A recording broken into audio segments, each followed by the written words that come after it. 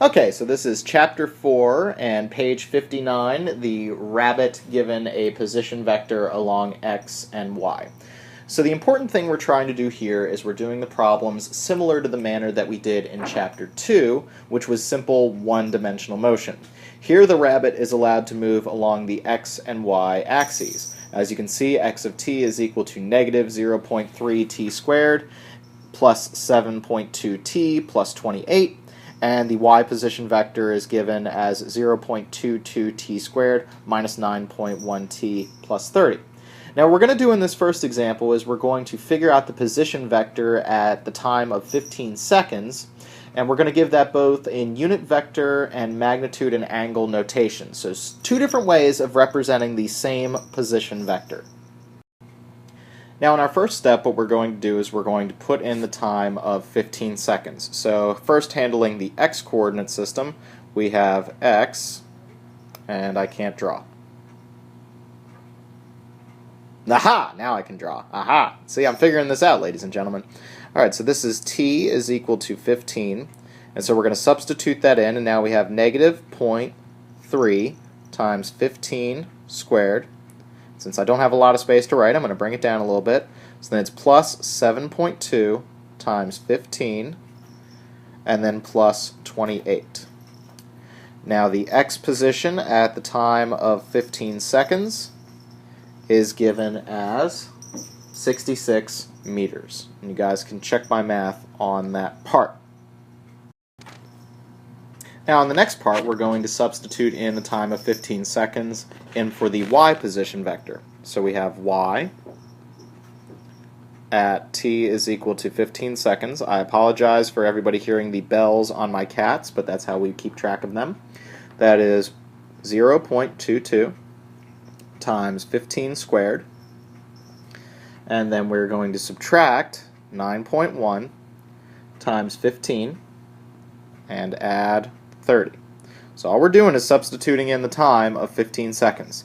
And the y coordinate is given at y of t, or y at 15, is equal to negative 57 meters.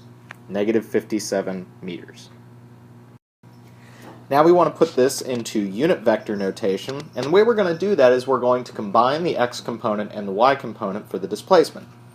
We're going to call this full vector r, and vector r is given as a function of time, or in this case it's just r is equal to, or r at 15 seconds rather, and that's equal to the 66 meters in the I hat direction, or in the positive x direction, and then the 57 meters, making sure to include the minus sign, at the j hat direction. So 66 I hat minus 57 j hat, and we recall that the units for this are meters.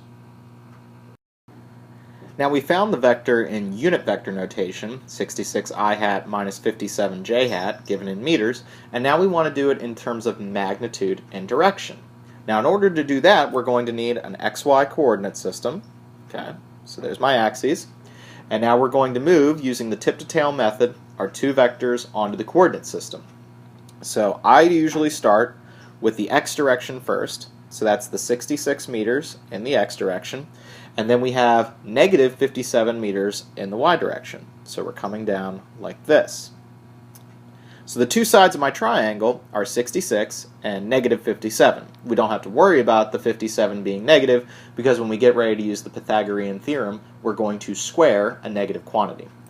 And now, using the tip-to-tail method and connecting my starting points and ending points, you guys will see that that's the vector right there that is combining the two. Also notice that I can't write very well on this thing, but it's good enough for government work, right? Now what we need to do is we need to figure out that side, that hypotenuse, and we're going to use the Pythagorean theorem. So a squared plus b squared is equal to c squared. As my cats are wrestling on the ground, I think Mickey is going to win. He's a little bit older, and Tally has youth on his side, but okay, I'm getting distracted by my cats, so I'm going to get back to the question. So a squared plus b squared equals c squared, so this is 66 squared plus 57 squared is equal to c squared, and c is equal to 87 meters. Now that's the magnitude of the vector. We still need the direction of the vector, and in order to do that, we're going to use the tangent of theta. The tangent of theta.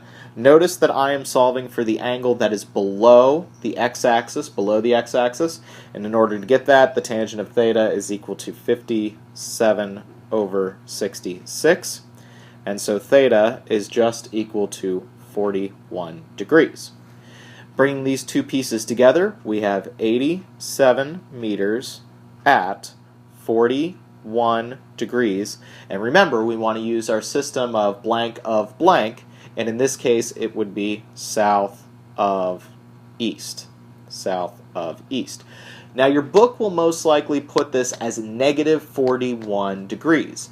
And remember that that's because the book typically starts at the x-axis and works around counterclockwise.